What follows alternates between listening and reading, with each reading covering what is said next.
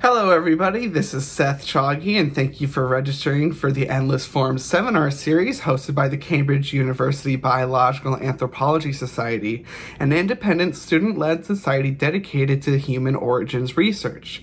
We offer a warm welcome to Professors Lee Berger, Agustin Fuentes, and John Haws. Dr. Lee Berger is the Philip Tobias Chair in Paleoanthropology at the University of Witwatersrand. Dr. Agustin Fuentes is Professor of Anthropology at Princeton University and formerly the Chair of Anthropology at Notre Dame. Dr. John Haws is the Vilas Borghese Distinguished Achievement Professor at the Department of Anthropology at the University of Wisconsin-Madison. All three professors have contributed significantly to our understanding of human origins, ranging from the socio-ecology of island langurs and the evolution of human population size, to the shoulder girdle of hominins and the discovery and description of multiple new hominin species. So I would like to thank everyone for coming and joining, and especially the professors who I will now hand it over to. Thank you.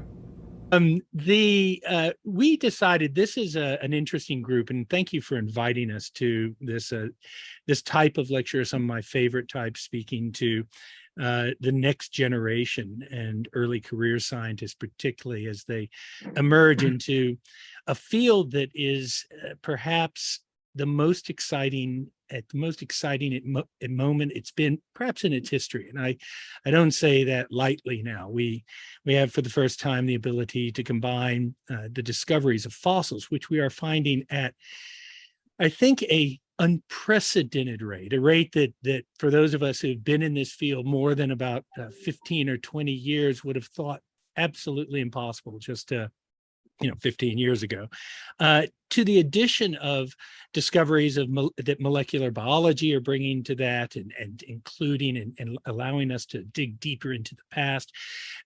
But also we mustn't forget new ways of looking at things. Now, I'm not talking just about technology here. It seems that this generation and generation of explorers that are active out there have had their eyes open. They see greater possibilities now. They're seeing things that others missed. And I think that has been a critical theme in the last several years of the Rising Star Project, which is going to be what we focus on today, and particularly Homo Naledi, of beginning to see things that others had missed in the past, but also that our own teams have missed, and they're going to have dramatic effects on it. The Rising Star team that studies Homo Naledi that we're going to talk about today has its origins, of course, in the 2013 expedition of that name. It actually, though, extends earlier than that to the 2008 discovery of Sediba, and the team that grew out of it now studies, the global team that studies Homo Naledi, that grew out of those projects into team now numbers well over, I was doing a count today, over 160 active scientists that work from all over, from more than 40 institutions around the world. To give you some idea of the scale of this project, I think it may in fact be the largest project in the field of paleoanthropology in history, and ranks amongst some of the larger scientific projects. And it's growing every day. It's growing as we make discoveries, or as scientists collaborate with us, bringing forward new technologies and new ideas to us. I am going to say this before I introduce how we're going to carry on with this in this seminar. We have made new discoveries. We've made significant new discoveries. Some of them several years ago, and some of them very, very recently. And I suppose that's part of the reason the three of us are presenting here today, because of those more recent discoveries. While I can allude to these discoveries right now, we are obviously respecting the peer review process that's underway, as well as the publication process in peer-reviewed journals. But we're hoping that for at least the beginning of this, what is going to be an avalanche of, and I don't use these words lightly, extraordinary discoveries over the next months and years to come that are coming out of this project around Homo naledi. It's an astounding species. It's a primitive species in many ways, yet it sits, of course, in a temporal position that's out of time and place for a species with that morphology. When we initially announced Homo naledi, we did not have a date on it. We chose to announce it based on its morphology as a new species. And it was described as a species that in many ways is one of the most primitive members of the genus Homo ever described. You could argue that in some ways it's more primitive than Homo habilis. It's certainly more primitive than most examples, if not all examples, of Homo erectus. And yet it sits at about 220 to 330,000 years on the present dates that we've presented. And that is smack in the middle of a temporal period when, up until this discovery, we thought that Homo sapiens was alone on Africa, either an archaic version or the emergent version of what is, I think, wrongfully called often modern Homo sapiens, or anatomically modern Homo sapiens. I don't like those terms, but we can maybe discuss that a little bit, and shocked a lot of us, including most of the team at that time when those dates came through, and we're still trying to process its place, its position, where it comes from phylogenetically, how it fits into our family tree. We've been very conservative in not pigeonholing our group into trying to, just put our mark on where it fits, because I think that with the enormous diversity of hominids that we've discovered in the recent past, and the numbers and quality of hominids, including skeletons, that we thought we'd probably never get, we understand that that can be a fool's errand in this stage, and that it should be perhaps more caution should be used. So what Augustine, John, and I discussed is we thought this would be an exciting time, not to give you just a traditional lecture and show you slides and stuff. We thought we'd have a conversation. Not surprisingly, or it may surprise you, teams like ours disagree on a lot of things. We don't have often clear ideas, even those of us who work very closely with each other and work continuously with us. And so what we thought is we'd have a conversation, allowing each of us to ask questions of each other that will lead to conversations and they'll introduce each time as they do that, or will introduce why we're asking that question and place that question in context about Homo naledi, that we feel are critical things that can lead to really interesting sort of rabbit holes that you'll probably find we may not have gone down in some places, but we're willing to go down, hopefully today, as far as we can into those rabbit holes while being kind to each other at the same time. And so to that, I'm going to introduce Agustin Fuentes. Augustine, I've known him for years, but we've started working together based on some of these new discoveries, and he was present on a recent expedition. So he's been in the cave and has become intimately involved in the Homo Naledi project, and comes from a very different background to the rest of us. I'm going to let him talk to why he's part of the team, which will be not count as one of my questions, and then let him kick off the Q&A. It's your floor, Augustine. Thanks, Lee, and thanks to the organizers for bringing us in here, and thanks to everyone for attending and listening and then participating with us in this endeavor. I think one of the most important things, for me at least, thinking with the contemporary approaches to human evolution, are the challenges that are in front of us, as Lee identified, over the last 2 decades or so, with the radical expansion, not just of fossil material, but of opening of new sites, of broader technologies, and of this ability to think evolutionarily, to sort of move beyond a morphometric or a pure measurement component, to think in these incredible dynamics, to reconstruct ecologies, and to create evolutionary narratives of the lives of the hominins in ways that we weren't able to before. And that frame, right, this place we are in the current moment with evolutionary biology, with technology, with the sort of pace and pattern and practice of paleoanthropology, leads us to an interesting sort of set of problems, right? Because we all, I was trained in this context 30 plus years ago, right? Or 30 years ago. And what I was told, what I learned about the way hominins evolved over the Pleistocene in particular, and in the Pliocene, but in the Pleistocene genus Homo, the way in which genus Homo and other hominins evolved in this time period had a sort of fixed nature to it. It was sort of set. We had a general idea. We thought we understood pretty well how things are going. And over the last couple of decades, we've seen that every one of those major assumptions challenged, or at least the majority of them. And I'd like to suggest that the contemporary challenges are epitomized when we think about Homo Naledi, what's already been published and what's coming, because it does a number on our major assumptions. I think there are assumptions about what a member of the genus Homo should look like, particularly in the Middle Pleistocene, what kind of behavioral life ways, what kind of behavioral ecological profiles they should have. There's what size brains they should have. There's a number of sort of just confounds to our general story, to our narrative, that are in front of us today. And so I would like to ask Lee and John a particular question, because one thing in reviewing the literature for a number of overviews over the last decade or so that has really jumped out, especially in the last 4 or 5 years, is how many major revisions, major sort of statements about innovation, about understanding, about human evolution have appeared in the literature. And yet rarely do most of those engage with the confounds that Naledi introduces.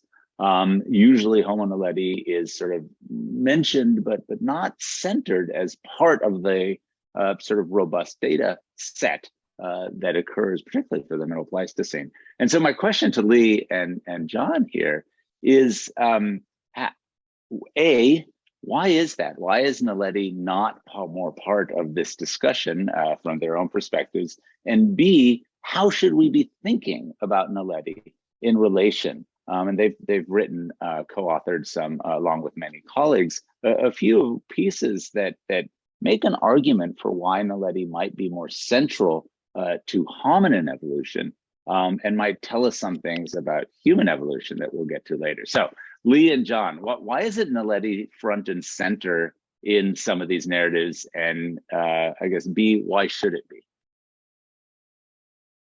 You start, John. Well, I'll tell you what my opinion about this is. My opinion is that our field is very conservative.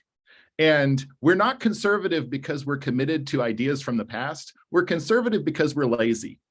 And it is a lot of work to revise all of the diagrams in the textbooks to include Homo Naledi so that the undergraduates are thinking about the import of this. And it's a lot of work to revise the figure that you want to use in your publication because you want to show the brain size evolution over time. And, oh, I've got to add this other thing to it, and it changes the way that it looks. And I can just ignore that thing for now because they're still working on it. And we don't, after all, know for sure that it belongs here, right? So there's an element of this that is a conservatism that comes out of laziness. But I think that the bigger picture is through the 1990s and early 2000s, our field fought a battle that was centered around how diverse the hominin record was going to be. At the early part of that time, there were serious folks who said there was only ever one species for most of this time. And if there was branching, it was just branching into Paranthropus, maybe, this very different, dietary niche. And humans are basically the same thing. And the other side of that was, no, there's endless forms of hominins and lots of different things, and we're finding new ones. And this was a battle, right? The battle hardened along lines that resemble stamp collecting, right? We found something new. Well, what does it mean? Well, Kenyanthropus platyops, we're not totally sure. It might change the form of the tree. This might be an ancestor of humans, but we're not sure. And that continued on until Australopithecus sediba, really, where you had discoveries of new things and the story that the press was putting out and our field was debating was how diverse is the tree? Homo naledi is a discovery that fundamentally changes the terms of that conversation by saying, wait a minute, we have these very different forms that are actually in contact with each other, and this is a problem. And we have to revise the way that we think that things are happening. And that includes the tie between behavior and brain size. It includes the tie between diet and the evolution of brain size, right? Naledi with its tiny teeth and its tiny brain, right? That's a combination that wasn't supposed to go together. And so it's very difficult for folks to unpack these things that were supposed to have gone together. And that creates, I think, sort of a brain freeze for people. Like, I don't know how to put this into the record. And so I'm going to treat this as this special case, something that's very separate. So I'll be even a little stronger than John was there, in the sense that I think papers shouldn't be published if they're on the Middle Pleistocene and don't include Naledi. I think it's almost a form of alteration and falsification of existing data. And we see it a lot. If you'll see papers published, John mentioned brain size papers, but morphological papers that will actually exclude Naledi, even if they're discussing African fossils from the late Middle Pleistocene. In doing that, and I think it's unscientific, and I think it should stop. And I think it's being driven by the things that John touched upon and other things. One is that to emphasize how dogmatized our field was, that it got the story of quote unquote human evolution correct, how it got that right. It thought, if I gave a lecture 20 years ago, heck, if I gave a lecture 15 years ago, we would have talked about thoroughbred out of Africa. We would have known how the thing worked. We would have known this long pattern of big brains. All those, we would sit and tell everyone, oh, evolution doesn't happen like a t-shirt. And then we taught it in every classroom as if it were that t-shirt model of progression of brain size over time. And it's what things like Naledi, Flores started this. It started the sort of puncturing of the bubble of certainty that we had. And I think, in my opinion, Sadiba helped with that. Naledi should just plow over the idea of that humans have a very clean, easy to understand evolution if you're just asking about how we got here. And Naledi may very well have to. How does anyone know? And when you're not including that, right now, we've not released any molecular data on that, but whether Naledi shows a molecular contribution to living populations or not, or whether it contributed in the past, it has to be considered within the greater dynamics of the adaptations of hominids that are occurring not only in Africa, but across the planet. I can also say it signals this, and I think this draws a great fear, and it's one that John didn't touch on. I think the archaeologists are driving a lot of the fear of this. And the reason the archaeologists are is because, we built an idea of association of temporal archaeology on a big picture with species in parallel with it. If I read another paper that says, Homo erectus did the Acheulean, and yet there's almost no example of a Homo erectus, sensu stricto, or even lato that is associated with the Acheulean directly in that sense. And yet, if that, and so suddenly when Naledi comes along at a critical moment in the late Middle Pleistocene, remember, this is the moment that 15 or 20 years ago, we said, this is the moment that we as a community said that this is the moment that some miracle begins to happen, that the human mind begins to emerge, and we will see over the next 150,000 years the emergence of all these critical behaviors like burial, art, symbolic things, and all the big myriad of things that spill off of that. Naledi threatens your easy ability to do that, because I've said this in the literature, I know John has too, and others, that, how do you know that Naledi didn't make the early Middle Stone Age? And there's no reason, because we actually don't have a single well-dated hominid in subequatorial Africa that's a large-brained hominid, not a well-dated. that you would hang yourself over the date of it. And so, Naledi may be the only thing in that critical time period. For all we know right now, that's at least a hypothesis. That Naledi phobia that emerges in making it dirty and unclean is actually, something that needs to stop now, and we need to include Naledi in all of these studies, because, if it alters the studies to the point that the hypotheses don't stand, it's the hypotheses that need to be altered. You can't get rid of Naledi right now. Well, given that, I mean, right now we're in this moment where there's this incredible work sort of recasting the broad cluster populations we call Neanderthals, right? Because of both archaeological and molecular data. We've got the Denisovans, who we don't really know who they are, but we can say a good deal about them. We have obviously the Floresiensis, the Flores specimens. What is it about, though, Naledi? Think about this, because not everyone has sort of plowed through all of the literature. And one could just say, okay, well, Lee, you opened by saying Naledi is primitive, which, here's one of these places we disagree, right? You can call these, Naledi seems to be characterized by what look like our ancestral characters. But, I would hesitate to call something at that time period primitive. So what is it? What are the things that we can talk about here that drove me to be very interested in the role Naledi might play in this broader mid-Pleistocene context? I think people recognize small brain, but that's not all that's about the crania, right? Or about the shoulder girdle, or about the limbs. Do you guys want to summarize why this is such an important set of fossils, not to mention an enormous number of fossils, most of which are available? So I'll start with that, Augustine, because I think that's a great, sort of thing to leap off of, is that, we're a comparative field. And anything that we do in any part of human origins, we need to contextualize it in the context of the entire tree and the evidence that we have across the tree. And we are a data poor field. There are many discoveries that are super important to us that we only have, a partial cranium, or we only have a mandible. And so, making use of all of the evidence that exists is really important to us. That's one reason why we share all of the evidence that we publish and just put it out there so that people can have their own copies of this and can integrate it into their own analyses.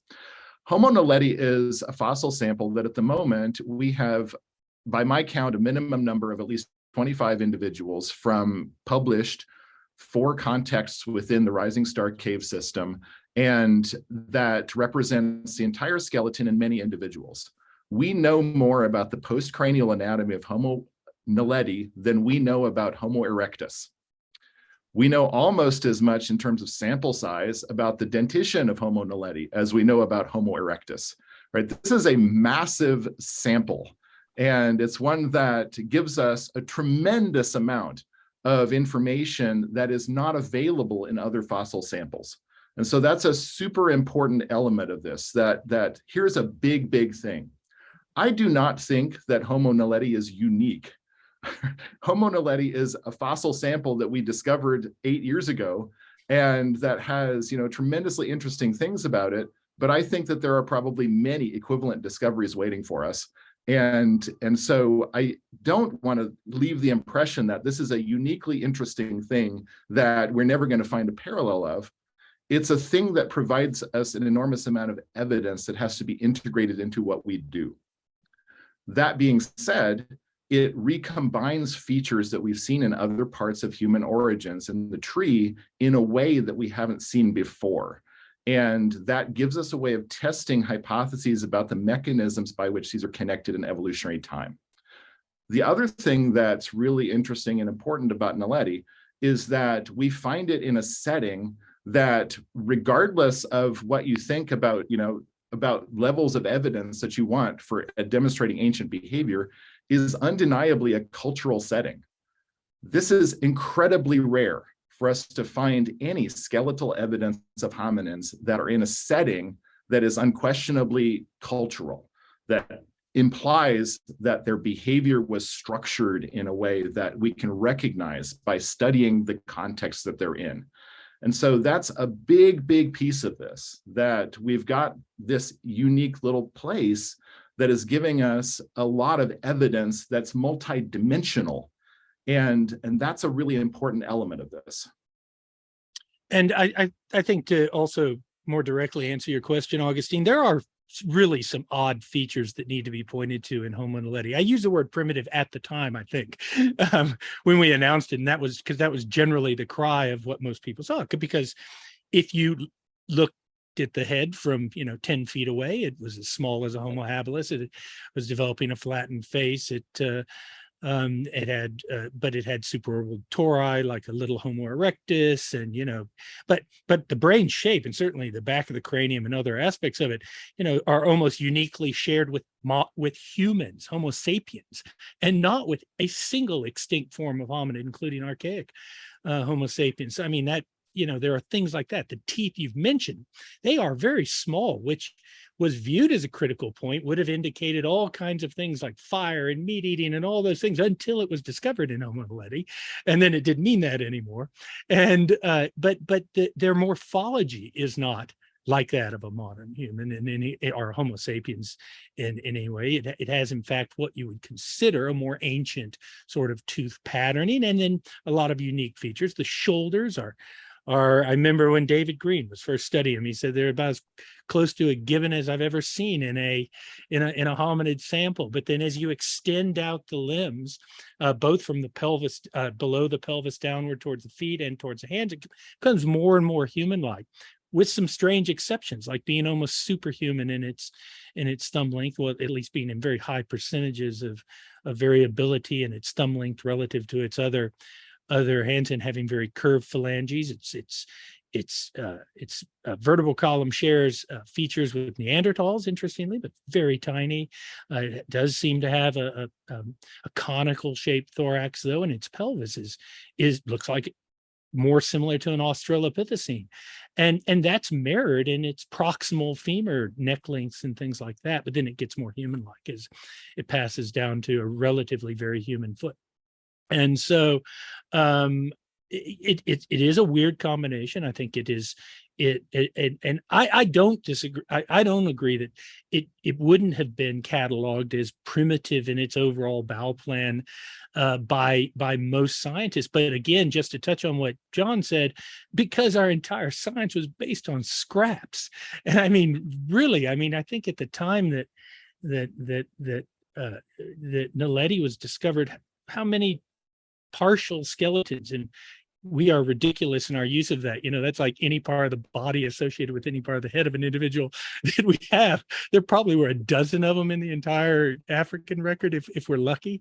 And now that's not true. And by the way, John and I weren't disagreeing in numbers. I said more than 40, he said 25. That's just because we've left a lot in there, and there have been new discoveries that aren't released yet, that if you add those numbers, there's a lot more hominids in there. And we've left a lot for your generation to dig out and look at. That's part of our principle, is leaving them there so technology and your generation can ask questions, and we're not destroying all the evidence as we make these discoveries. Can I ask a question? Sorry, Marta, what we're going to do at the end, we're going to have time at the end to ask questions, so that we're going to do a second series of questions, and then we'll take question time. Okay. And I think we'll be happy to go over time if we want. I know we started a little bit late, to answer as many questions as we can. Okay. Yeah. Okay. So I think that reads to John. Yeah, I want to pick up this question of primitive versus human, because I feel like this is an area on which you and Augustin don't, maybe see things the same way. And what I'd like to do is ask you, we have come through 150 years of understanding human origins progressively better. And a part of that story is what's happened with Neanderthals, and our initial belief that the Neanderthals are something that is insuperably different from us, to today's sort of kind of acceptance that they're human in really important ways, and maybe they're just human, and maybe actually there's distinctions that make them not exactly human. With Naledi, I want to know, why aren't they human, right? Are we not going to go through some similar phase of coming to understand their behavior in a way that makes us recognize that, basically they're human in some important way? So I'm going to take that first, because John is deliberately poking me on that, I think, initially, because I take the very strong stance that you're going to have to drag me kicking and screaming into the world where I allow the Academy to call Homo Naledi human. And the reason for that is there's no darn definition of human. Look it up in the Oxford Dictionary, or Cambridge doesn't have a dictionary, I don't think, but Webster's or any of the others. The definition of human is something ridiculous like having the character of people.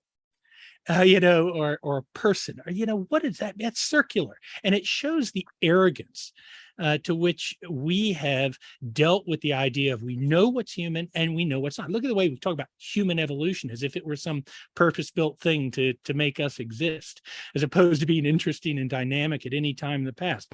I am going to start with this, and then I'll move to two. I think that Naledi is not human because it doesn't fit what we have sat for 150 years as discussing. It does not have the character of people. It's not in our grade. It doesn't have our brain. It doesn't have our shoulders. It's not interacting with the world. The only thing it pretty much shares with us in any real sense is, if you saw it at 200 meters, you'd think it's one of us, because we haven't had the privilege of having other things on this planet with us. And so anything that's biped, we capture into our sphere. So from a morphological basis, I think Homo Naledi it's being good at being Naledi in its environment, and it's doing it, and what Naledi does in its environment isn't what this so-called thing that we are today. And I think that, as you mentioned, Neanderthals, they are. Homo erectus, if I actually knew what that was, I'd say that some of them are, and I don't think everything we call a Homo erectus is a Homo erectus, because I think that the reason that exists, that we're doing that, is, again, this problem of making it easy for the archaeologists, because we didn't have the idea that multiple species could exist, and we had this arrogance that every time a thing with a bigger brain came along, that everything with a smaller brain that existed prior to it went extinct. That didn't happen. I think Naledi does, at least in part, come from a deeper ancestry. You can't do it. Maybe one that goes back 2.5 million plus years of either separation or separation with some integration through time. I'm not going to let you throw in behavior and technology, because right now, without a definition of human and without that being in play, humans do everything. And humans do everything as individuals, whether different groups of them, and they have through time, whether individuals with different capacity do things differently. There is no way humans do everything. So if that's your definition of humans, then everything's a human that does any part of that. We don't have that culture yet, but I don't think that's going to happen, John, unless I get forced. Your idea that we get pulled into the idea like Neanderthals. Unless, because by pulling Naledi in, then what humans have done is they've created an untestable basket of that definition. And by the way, why is the term human important? Because I gave you lay definitions of it, which aren't that lay. It's crept into the scientific literature and being used by archaeologists and paleoanthropologists all the time as if it is defined and as if it means something. And I'm saying, well, whatever it means, Naledi's not in it. Augustine. So thanks for teeing that up, Lee. So, we agree and disagree on a bunch of these things. And I think the core disagreement here is something that you actually sort of laid out, and that is how we define the human is highly problematic and constantly changing. We used what John said, which I agree. I dislike the term anatomically modern human. Right? People have come up with a variety of different names for that. The problem is a morphological definition is going to fall by the wayside as we learn more and more, given the kind of variation we see in the genus Homo. I'm much more interested, though, in considering the possibility that Naledi is human in the context of the human niche, right? And so I think there is a whole range of behavioral processes that are evidenced by ecological and material remains alongside considerations of the morphological remains that suggest, and many people in the audience here have written on this, that suggest that there are patterns and processes that emerge, right, in this sort of middle and later Pleistocene that seem to be sort of that zone, right, that the niche, this sort of evolutionary ecological dynamic that characterizes humans today, right? Now, whether Naledi would be considered a human like you and I think that is actually problematic. And there's where we come into the problem of the term human. I like the term human niche, but I would push and argue that Naledi are certainly people. They may not be people like us, but I think John gave this nod to something that I think has become very evident. And that is that this rising star system, right, this cave system is a cultural system, a system that has been sort of co-created through Naledi, potentially others, and their dynamics with the material environment or with the sort of ecological dynamics. And that's something I think that's come out already with the published data on Naledi, particularly the more recent sort of reviews or overviews of the cave and stuff that's going to be coming out. But I think this idea that we have hominin, ostensibly a member of the genus Homo, doing really complex things socially, ecologically, behaviorally, in a very distinctive environment, an environment that's highly problematic for primates in general, and doing a lot there. Now, we've seen this sort of use of caves, I think, by the members of genus Homo increasingly, right? And some of our best data, right, comes from there. All of the Atapuerca data, the recent last decade's worth of really interesting evidence of Neanderthal manipulation, Bunuquel and other places.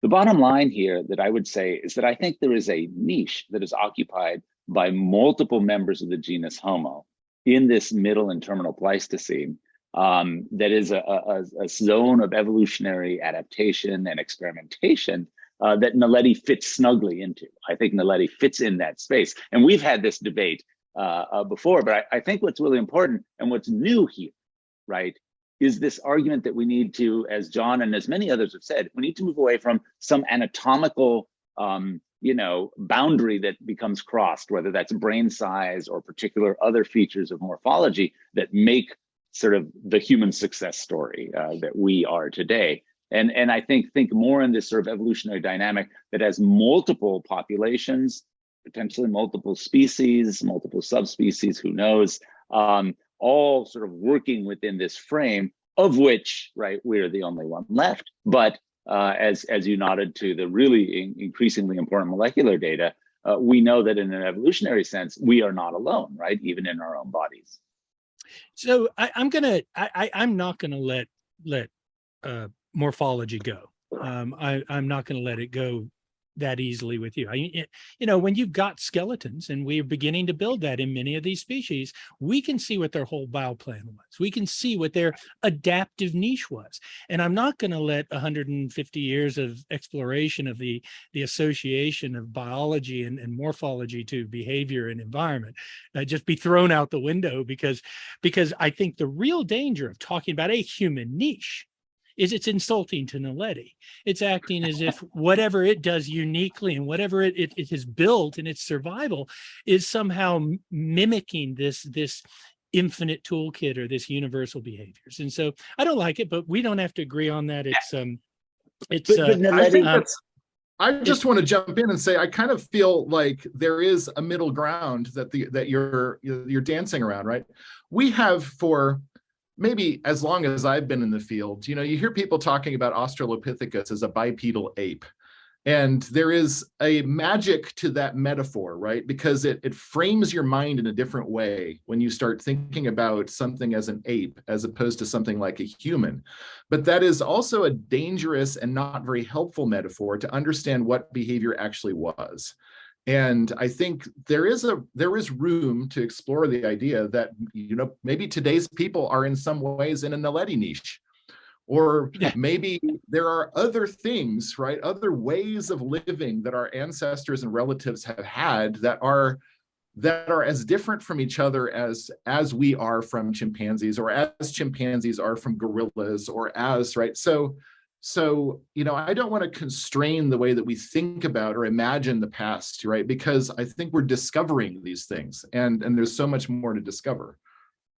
So that's the point with, when I said Naledi are people, right? Naledi are doing people things. They're not people like us, but they are doing people-like things. And I think thinking about the Middle Pleistocene emerging patterns of these very different populations, potentially different species, experimenting and working through a lot of overlapping possibilities with very different bodies, I think that's actually really interesting.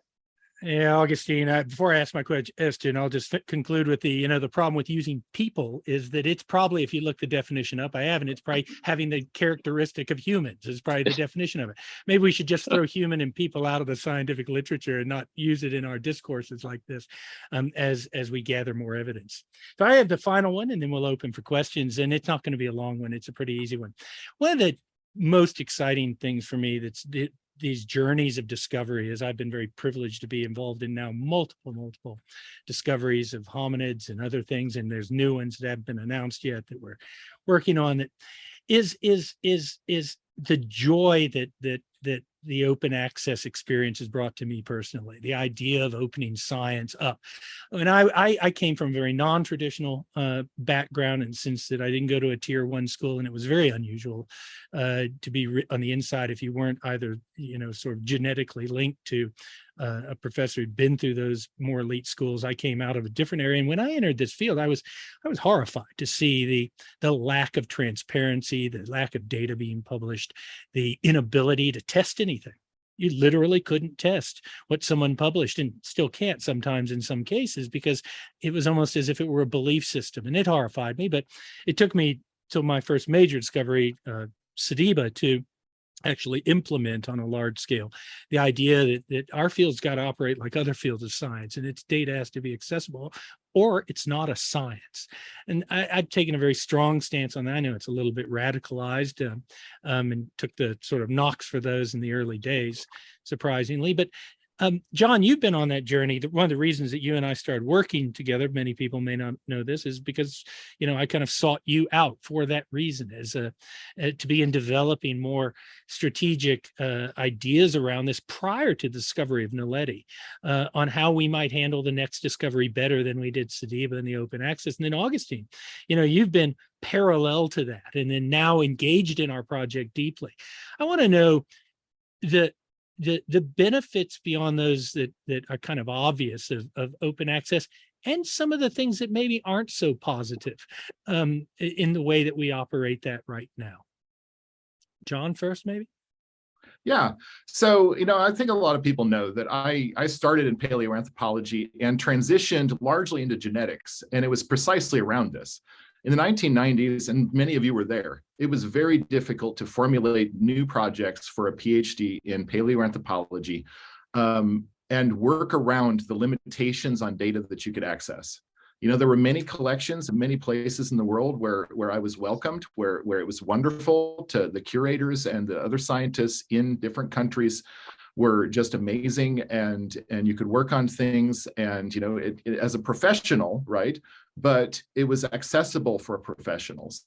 And there were other places where it was absolutely inaccessible, where if you were not the right person with the right connections, if you were not a student of the right people, if you were not, if you didn't have something to trade that somebody else wanted, you were just not going to see the fossil record. You weren't going to see material. And it made me into a geneticist. I was like, there's this field that is generating data that is millions of orders of magnitude greater than what we're generating in the fossil record. And it's all openly available. You can download it and you can do new studies. And who wins in this field is who has the best ideas and who is making use of the funding that is generously given by governments around the world for this. It was really Lee that dragged me back, in the sense that, I was the weirdest geneticist who had these fossils, copies of fossils everywhere, and was certainly teaching on the fossil record and was looking for integration of these things. But the possibility of working on original fossil material, was not real for people like me. until the last couple of, maybe 12 or 13 years. So it was really formative and important for me to become involved in this. There are challenges to it. We're working in a field that is heritage, and heritage belongs to all the people on Earth, but it is the unique province of the countries where heritage is discovered to be the guardians of that heritage and the custodians of it. And it is very important in our field to be able to develop the economies and develop the human capital and develop ways for people to participate in their heritage. And that is a challenge in a field that is globally underfunded, and where there are real inequities between countries in their funding of science and their funding of careers. And creating jobs and creating opportunities for people is incredibly important to us. We have seen in our work that creating open access has allowed us to leverage discoveries in ways that create opportunities. And that is really important to our work, but it is not easy to see the connections. And it is a tough conversation to have sometimes with heritage authorities, with governments, to say, if you're participating in this system, you're going to benefit from this, right? We've seen the benefits in our own work. We've seen the way that it creates tourism opportunities, that it creates scientific opportunities, that it does things that would not be possible otherwise. But it's a different way of thinking, and it is really hard sometimes to show how that way of thinking, is going to work in practice. It leaves people behind. One concern that folks have with open access is that if you're going to release the data that you have, you make it possible for many other people around the world to work on high quality, high resolution data. You've got to work fast yourself, because they're going to publish, they have good ideas too. This is true in genetics, and putting your data online before publication is the routine in human genetic work. But there are many labs that don't benefit from that system, because there's lots of other labs that have really smart people and really good ideas and can leverage things, right? So if you don't put into practice the professional system that allows people's careers to grow, to advance, so that the system is working as a whole, then it can be a challenge to make open access work. So there are, we love to have people printing out our fossils and showing them in classrooms around the world. That is really important to me personally, and it's important to South African science for this to be leading the way. But there are challenges to it, and I think people should think really hard about supporting open access by using the data that we put out, by making sure that it's used in all studies, and by making sure that studies that are published on this area of science are required to include this stuff. Because if you allow people to not use it, they can get away with not providing their own data. And that, to me, is the lesson for folks who are professionals around the world, to say, is it really necessary for them to include this in their study? The answer is, if you let them not include it, then they can get away with not providing their own evidence. I'll just jump on really quickly, because we want to leave time for Q&A, and just to acknowledge and draw on a word that John mentioned there, integration. I think one of the most important things for me joining the very, very large and dynamic and diverse team of scholars working on Naledi, many of whom are actually in the audience here, was this possibility for an integration that moves sort of human evolutionary studies into a transdisciplinary frame, where it's not just people who understand, let's say, skeletal morphology or molecular processes or paleoarchaeology or a variety of other things, which are central. Those are the central sort of, or geology, the centers, traditional centers in human evolutionary studies, but also a wide variety of other folks, behavioral ecologists, primatologists, right? Cultural anthropologists, people who work in ecological dynamics. The whole notion that we have the capacity and the intellectual proficiency to engage in a kind of interdisciplinary or transdisciplinary engagement with reconstructing this broad story of human evolution or hominin evolution, whatever we want to call it. I think we can do it better now than we ever have been. And open access to the materials from different places around the planet is central. today, to not work collaboratively across continents and across countries and across landscapes and across universities is really important. I'll just say at the end, I'm very privileged to be at a very well-funded, well-structured university, but that shouldn't grant me access and not grant others access to some of these basic materials. And so I echo what Lee and John both said, that this sort of the open access model in human evolution and the opportunity for interdisciplinarity and transdisciplinarity is a central draw. And I think it's going to get us at much better understandings in human evolution in the long run. But we should probably go to questions, correct? Yeah, thank you. And I think, I guess, thank you both for that. And thanks for the conversation. I guess we'll turn it over to Georgina to handle and moderate questions as they come in. Yep, thank you so much, all of you. It was a really interesting discussion. So if anybody has any questions, you can either send them directly to me or raise your hand and I will go through and try and spot you, and you just unmute your mic. Okay, we've got some hands. Clement, do you want to go and ask a question? Yes, thank you. Hello, everybody. It was an interesting talk, and actually I was very interested in all the discussion on primitive features, or so-called primitive features. Actually, except maybe the back of the neurocranium, I can't find any single typical feature of Homo in Homo Naledi. I mean, the teeth for me are looking like stridopit, the rib cage also, the hip bone, the curved phalanges, everything. So I was wondering if you ever considered the possibility that it's not Homo? Yeah, John, I'll take a little bit of that. I was gonna jokingly go after Augustine in answer to his question when he said, well, all these members of the genus Homo in the Pleistocene, and I was about to say, well, why don't we just take it out of Homo then?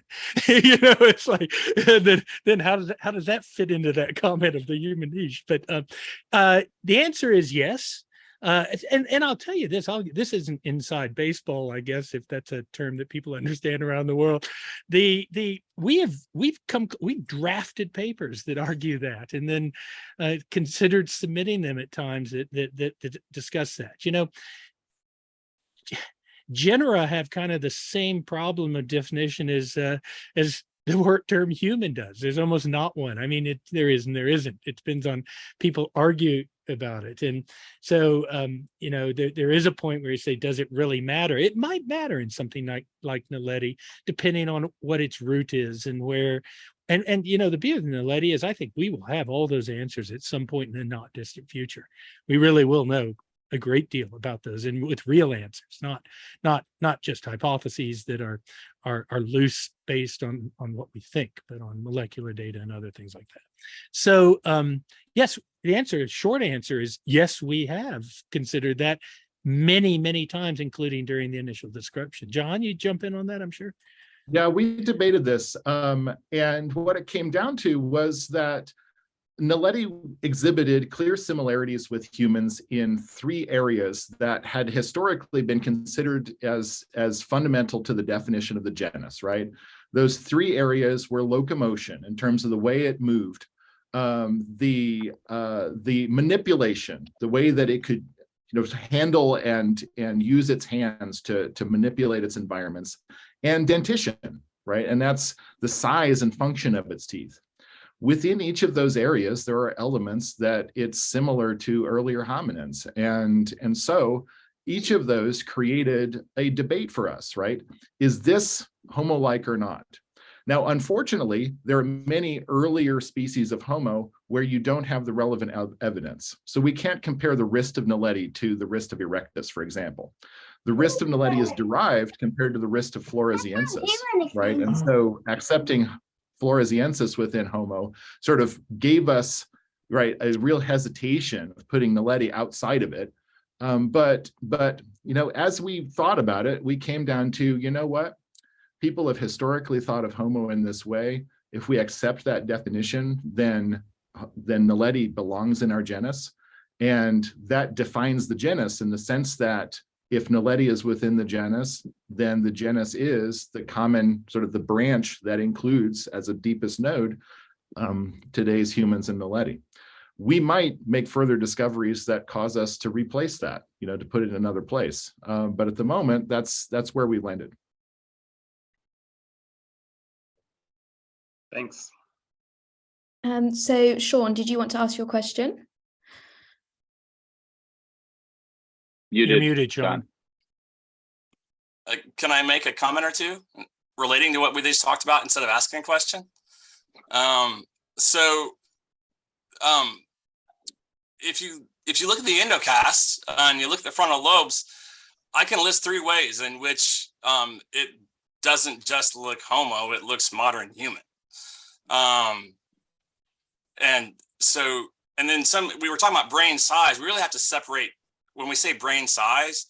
Okay, so human brains don't look like chimpanzee brains or Australopithecine brains because our neocortex is, the cortex is grown relative to the white matter. Okay.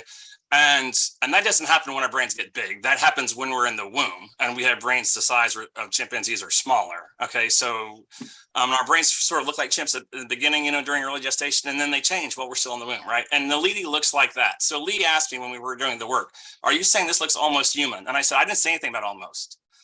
Okay, and it's not. Okay, I said it looks human. Now, so and you can say it has a brain size, that's like small, but its neocortex.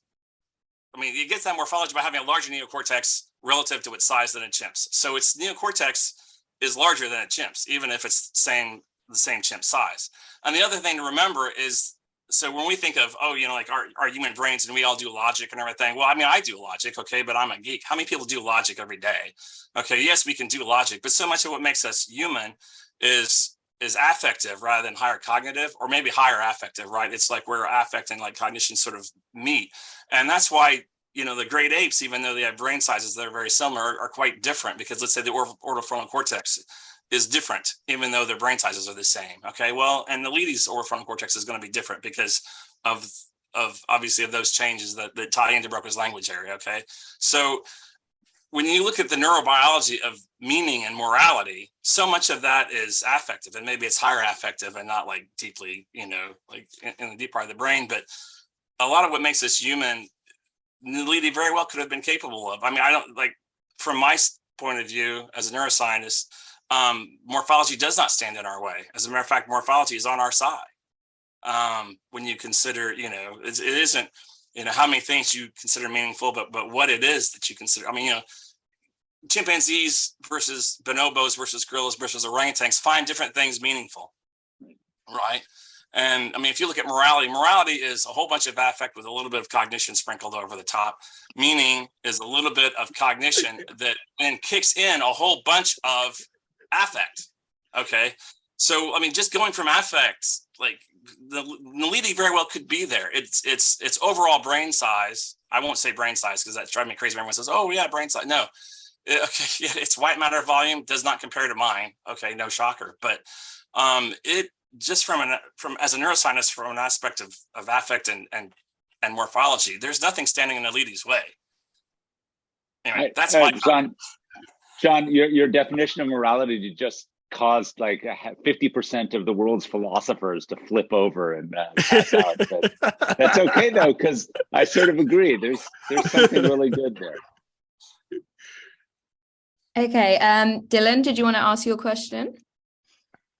Absolutely. So, well, first of all, Sean, thank you so much for your insight as someone who's worked with fossils, and thanks to all of our speakers for accepting our invitation. I did want to return to the point of genera, because I know that Drs. Berger and Haws have been involved in a discussion over the Naledi-Guraru mandible going back 2.8 million years, the earliest, well, purportedly the earliest member of Iridius Homo. So I wanted to ask, concerning taxonomic philosophy, should the presence of derived traits place fossils such as Naledi-Guraru, such as Sediba, and such as Naledi within the genus Homo, or should we be thinking more about the presence of primitive traits? So I'll start, and I think John will answer more deeply on this, but I'll give you superficially, because I was obviously intimately involved with the decisions on placing Sediba, for example, in the genus Australopithecus. And I don't mean to undermine the importance of the utilization of genus. And these words have real meaning, and we think about them very deeply. And none of that was done lightly. That when we did Naledi and when we did Sediba, I don't think here's the big problem. I don't think you've got enough of Ledi Gararu to say hardly anything about it. I don't think there's enough there to say what John and I said was you can't differentiate it from Sediba based on what you have. And that wasn't saying it isn't what they say it is. It's saying that it's not enough evidence. And, we are going to get a stage where I hope that this, either our group or your generation as it comes forward somehow throws all of what we've done because in defining species and genera and fossils, out the window and can start fresh. I know that is probably a pipe dream at this stage until our field advances one funeral at a time. It's not necessarily a deep joke in this situation, but we need to as we do discover a more complete record, we need to acknowledge that a record that was built not only on inadequate evidence, an inadequate idea that, the first thing found is a type or however it played out in a situation, but that we have to acknowledge that we didn't have enough evidence when making those decisions and those choices, and that there should be at some point an evidentiary line drawn, and then things that can't meet it don't, and then spend a great deal of money and exercise empowering you guys to get out in the field and find more evidence in those areas that we don't have adequate evidence in, because it contaminates the fossil record.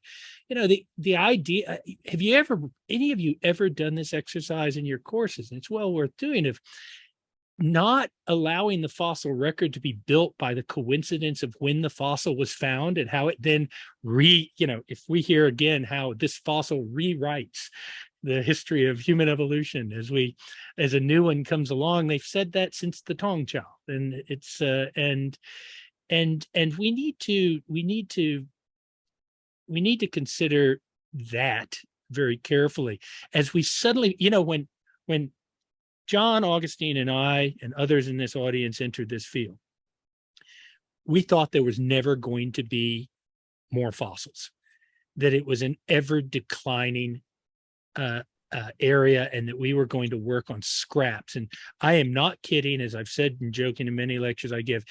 At the late 90s and early 2000s, my dream was to find a single half of a hominid mandible, because I could dine out at cocktail parties at conferences for the rest of my life. We have colleagues who did that. And and now that's not true. That scarcity myth, and it was a scarcity myth, was very damaging. It cut funding for exploration. We know that there are worlds to find out there, and we need to get more people out there looking.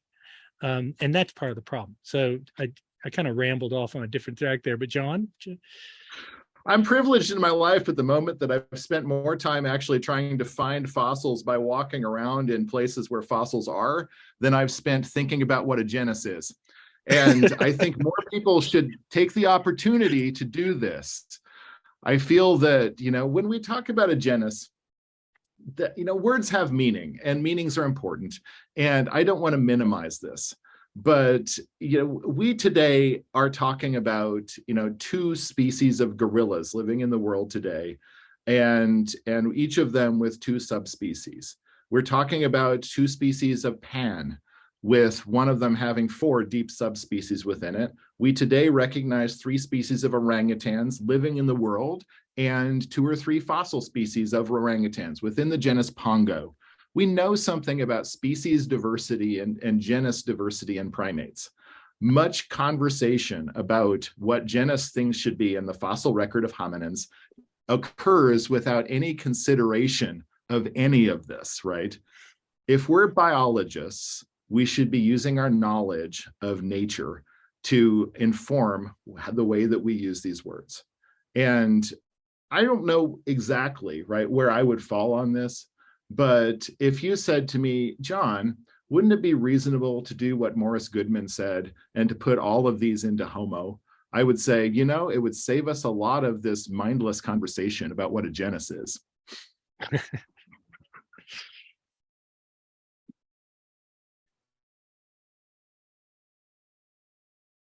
Marta, did you want to ask your question from earlier? Yes, I sort of want to argue with you guys for everything you say. I'll leave my question for a minute. I want to say, I think a couple of things about what you've just said. So I was just thinking, could we throw everything into Homo? And I think that we would actually make a mess of it.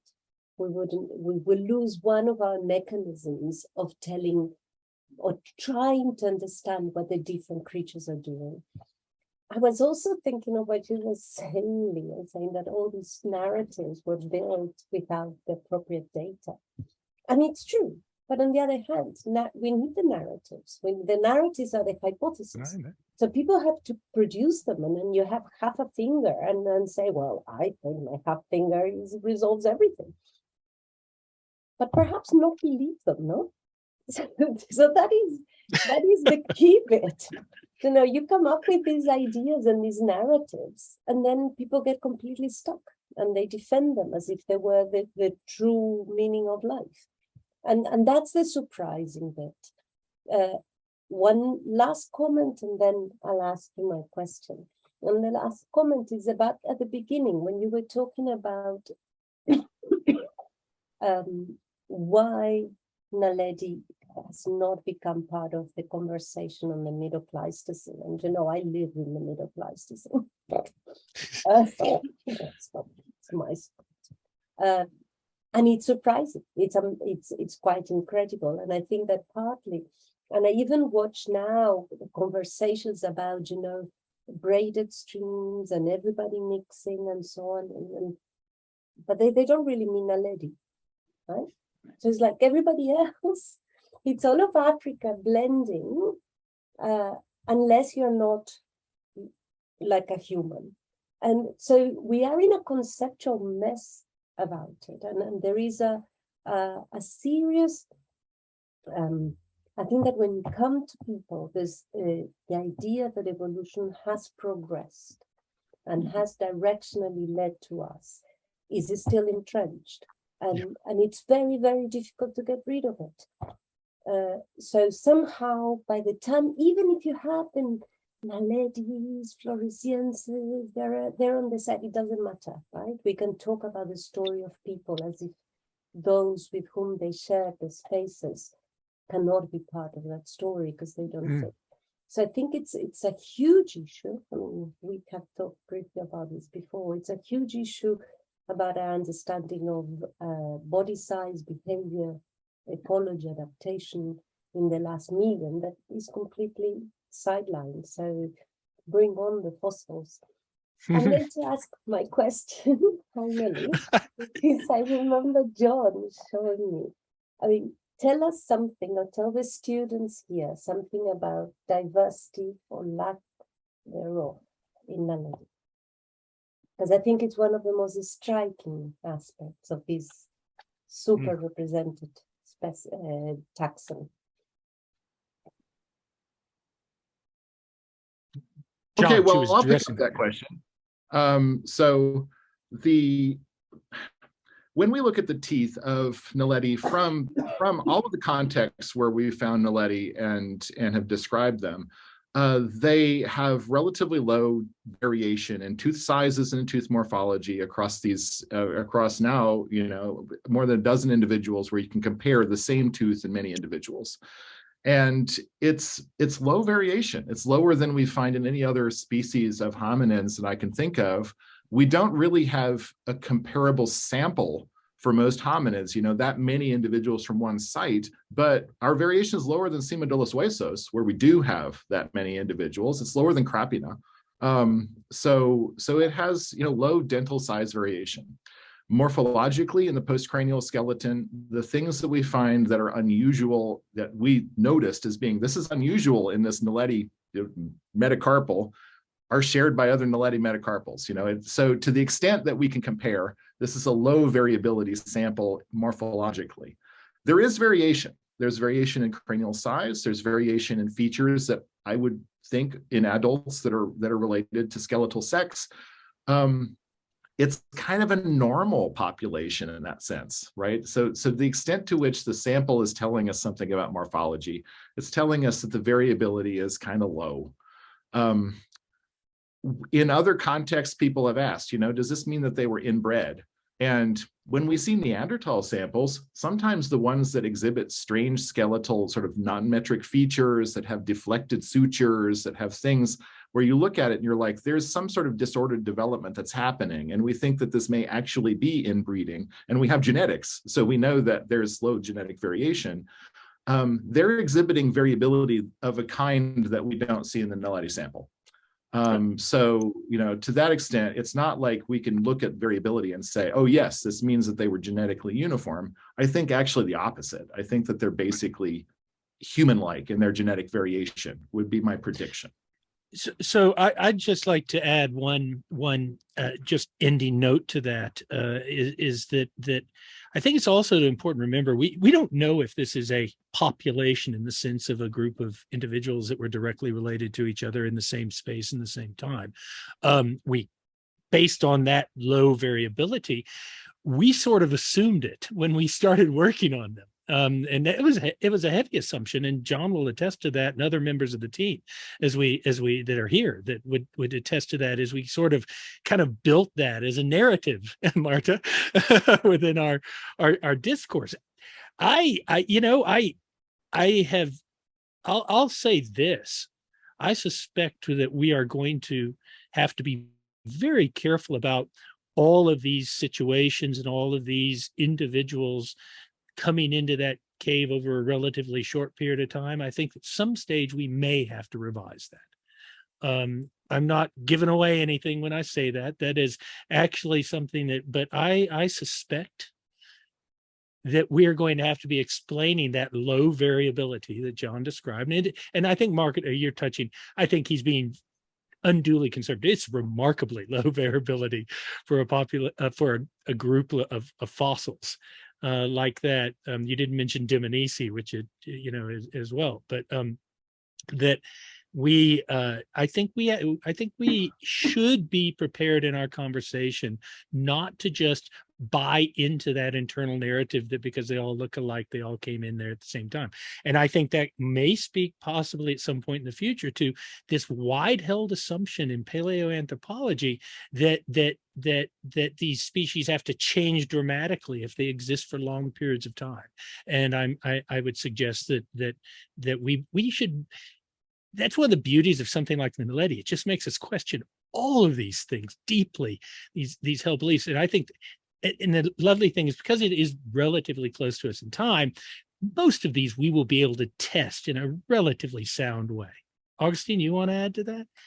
Yeah, no, I just think that's really important because having been lucky enough to look at a lot of the teeth, for example, recently, the similarities are shocking, but there are other patterns and sort of elements in the sort of different morphological collections there that I think are very similar, but that might not be just reflective of a genetic or a morphological continuity, but actually some cultural and behavioral continuities. And that, I think, because of the sheer number of overlapping, right, of the same pieces of morphology from different individuals, I think we'll be able to continue to ask those kinds of questions, to think about how Naledi lived in ways that are going to be very, very fruitful.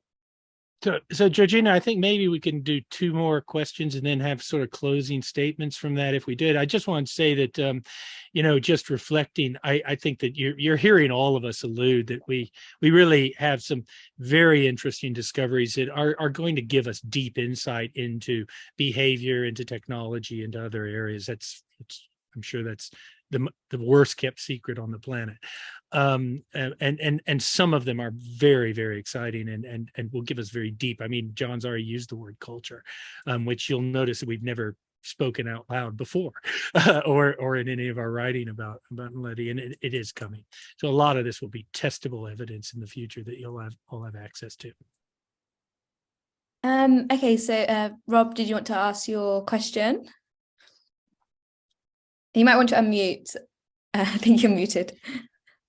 I always forget that bit. Well, thank you all for the really interesting discussion. And before I ask a question, I just want to sort of endorse what you said about open data. I think the move you made towards open access of material was really important, and we have to go in that direction.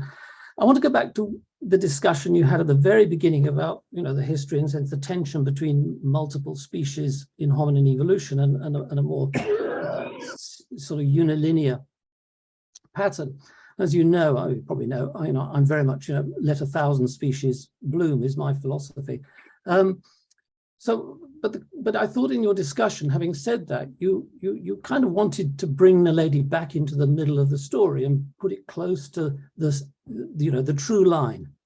And my question for you is, which would you prefer, or which would be more exciting? I know which I think would be more exciting. Naledi to be something really outlying, surviving late, Australopithecine, early Homo, something weird, or for it to be in the, as you occasionally hint, something to do with the origins of Homo sapiens. I know my views, but I obviously. Yeah. Okay, so I certainly didn't. I think each of us will have a similar and different answer to this. I certainly hope I didn't hint that I think it is or should be in the line to leading to humans. Whether you're going to find some small levels of introgression in Homo naledi with populations of it shows up in our DNAs of some people in the world today at levels that it wouldn't surprise me at all. Whether that has any real bearing on later things or not, I don't know. But I know my easy answer. Man, I would love it if Naledi had absolutely nothing to do with the molecular and origins of that, other than sharing a last common ancestor somewhere deep in time, because I think it further emphasizes the other things I was saying about how dramatic Naledi should be in affecting the way we reevaluate all our sacred cows of technology, the origins of mind, the origins of behavior, the technological associations, the arrogance of the idea of extinction every time we build a better mousetrap type situation that evolution is full of. So, and John and Augustine and many people will attest, I've often said that, man, I would love Naledi not to be related to humans. I think that, and whether it is maybe an eternal and endless debate, if it does have small amounts of introgression, if it's species X, for example, the missing species in the DNA of some African humans that's there, that may not, John's the geneticist, he can talk more to, will that have any meaning or any impact on that or not? But that's my honest answer to your question. And I think there's a real chance of it, by the way, Rob, being true.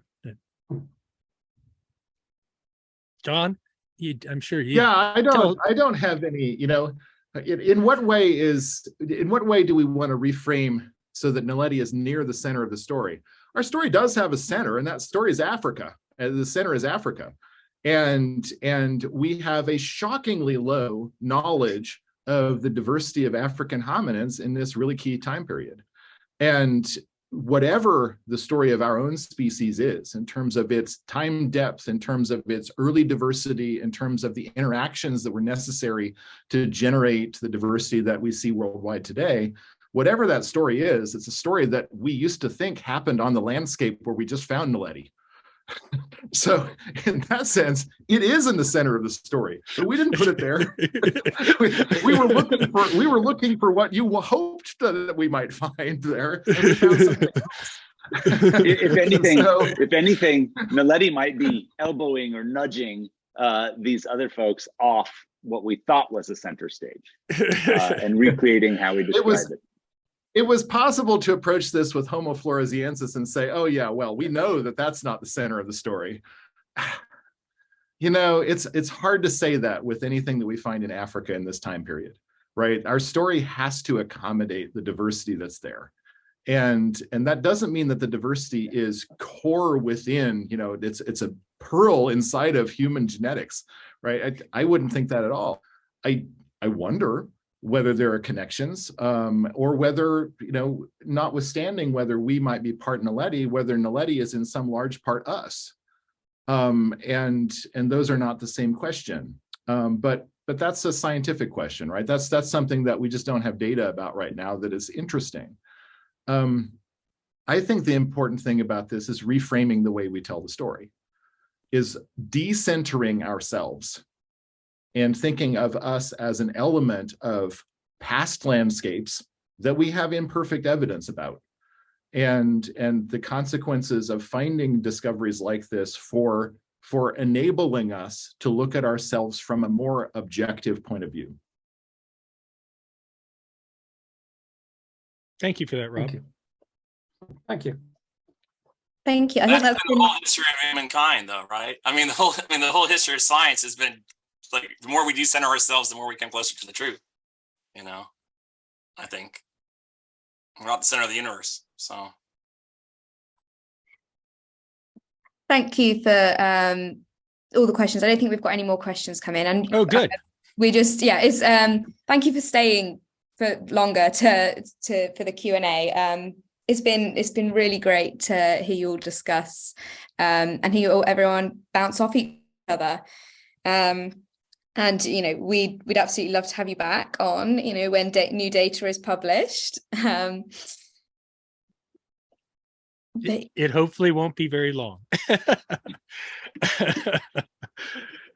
We just wanted to point out that next week we've got another, just a little self-promo, that next week we've got another talk on Tuesday with Bernard Wood on interpreting the fossil record at the same time, 5 p.m. Just a reminder for everyone. But thank you so much for joining us today. Thank you, everyone. Thanks, everyone. Thanks so much.